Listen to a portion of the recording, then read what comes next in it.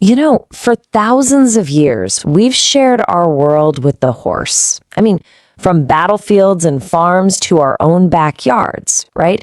They're this incredible symbol of power and grace. But here's a thought. How well do we really understand the animal behind that myth? To even begin to find out, we have to ask a really simple but pretty profound question. Yeah, what is a horse thinking? It's the ultimate question for anyone who's ever just looked into those huge, quiet eyes, right? What is going on in there? Well, the answer might surprise you. It has way less to do with that gentle giant you see in the stable, and pretty much everything to do with a wild creature that was forged by millennia of survival. So to really get it, we've got to peel back all those layers of domestication. We need to find that original wild blueprint that's still running the show today. If you want to understand why horses do the things they do, well, we have to go way, way back to the very beginning. All right, so where did this blueprint even come from? Well, you can think of it as being written on the vast open grasslands where the ancient horse first evolved. That environment, it literally shaped every single part of what a horse is, from its physical body right down to its psychology. Okay, if there's just one thing you take away from this, let it be this. A horse is, first and foremost, a prey animal. Think about that. We humans, we're predators. That one fundamental difference in how we see the world, it explains pretty much everything about their behavior. Their goal isn't to conquer or control, it's just to survive another day. Just try to imagine living in that world for a second. There are no safe houses, no walls to hide behind, nothing. Danger could be lurking literally anywhere.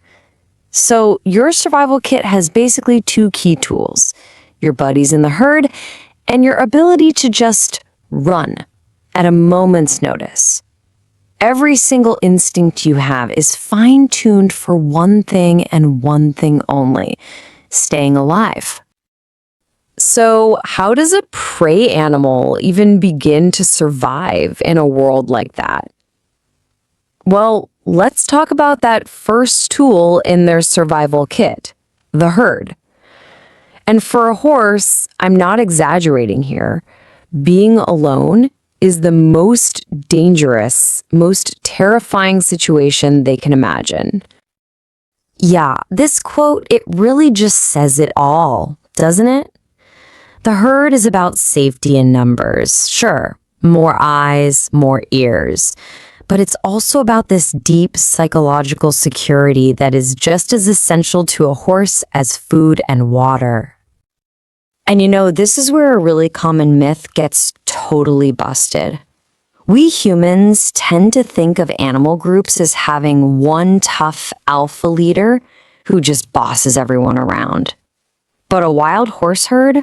Oh, it's way more sophisticated than that. It's a true community. A genuine partnership. So instead of just one boss, the key jobs are actually distributed. Check this out.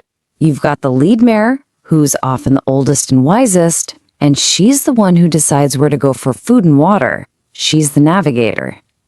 Then there's the stallion. His job is to patrol the perimeter, watch for predators, and basically act as the guardian. And the rest of the community? They all share the duty of being on watch. It's this brilliant cooperative system where everyone's role is crucial for the safety of the whole group. Okay, so we've established they live in a pretty dangerous world, and they rely on their herd to stay safe. But how do they actually detect that danger in the first place? Well, it all comes down to a sensory system that is, and I mean this, completely different from ours. Just look at the difference here. It's wild.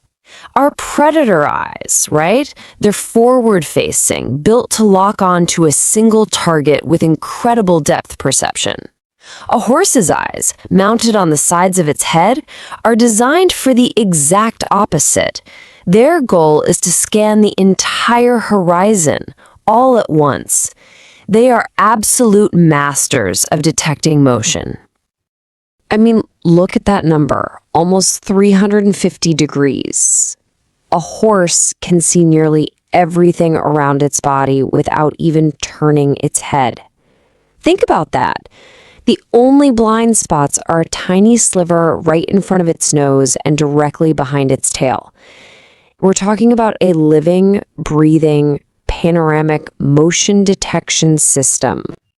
So, what happens when that incredible, nearly 360-degree vision detects a sudden, unexpected movement? Well, that's when the most powerful, most deeply ingrained instinct of all kicks in, the flight response. You've probably seen it. A horse suddenly leaps sideways because of a plastic bag rustling in the wind. We call it spooking. But here's the thing. It's not a flaw in their programming, it's a feature. It's a 500,000-year-old survival strategy that basically screams, it is way better to be safe than sorry. Because back on the plains, a single moment of hesitation could mean your lunch. And this whole threat response sequence is just hardwired into their brain. It goes like this. 1. Perceive a potential threat, a sound, a weird shadow, anything. 2. Freeze and assess for just a split second. 3, and this is the big one, flee, an explosive burst of movement to create distance. And then finally, 4, from a safe distance, they'll reevaluate and figure out if the threat was even real. Run first, ask questions later. That's the mantra. Okay, so we've met the ancient horse. We understand its world. But what does any of this ancient programming have to do with the horse standing in a modern barn right now? The answer is simple. It has everything to do with it. I mean, this comparison, it really says it all. On one hand, you have what they were built for, endless open plains, constant companionship with their herd, and grazing pretty much all day long. And on the other hand, what do we give them? Confined stalls, frequent isolation, and a couple of scheduled meals a day. The mismatch between their nature and their modern life is, well, it's dramatic. And this right here is the absolute core takeaway. You can take the horse out of the wild, but you cannot take the wild out of the horse. That 500,000-year-old software is still running in their brains, even when they're living in a world that looks nothing, and I mean nothing, like the one it was designed for. And you see the evidence for this everywhere once you know what to look for. A horse pacing in its stall, it's not just bored. Its ancient brain is screaming that its escape route is blocked. That jumpy spook at a plastic bag, that's the predator detection system on high alert. That intense anxiety when a companion horse is taken away, that's the herd instinct crying out for safety. These aren't bad behaviors. They're ancient instincts showing up in a modern world. And all of this leads us to a final, really crucial question to ponder. You know, are we truly building a world that works for them? Or are we just trying to fit them into ours? Understanding the horse's true nature, their deep need for friends, freedom, and that constant sense of awareness, it really challenges us to think differently. By looking back at their ancient past, we get a much, much clearer picture of what they actually need from us, right here in the present.